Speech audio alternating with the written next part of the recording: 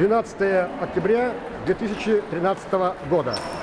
Видеооко «Оно сплав» находится на центральном стадионе. Здесь проходят соревнования по настольному теннису среди инвалидов.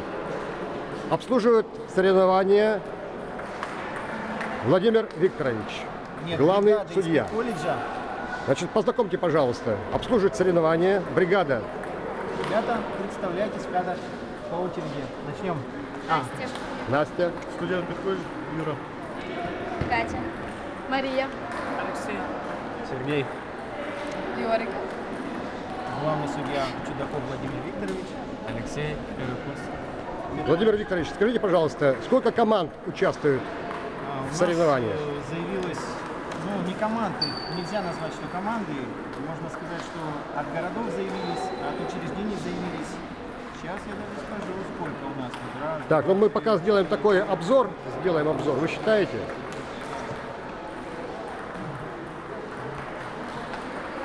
Так, соревнования обслуживает врач доктор Есев Олег Васильевич.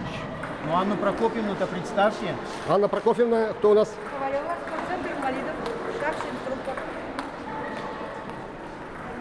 Так, пожалуйста, Владимир Викторович. У нас заявилось 12 представительств, потому что кто-то от города заявился, кто-то от интерната заявился, но можно сказать, что 12 команд, как вы говорите.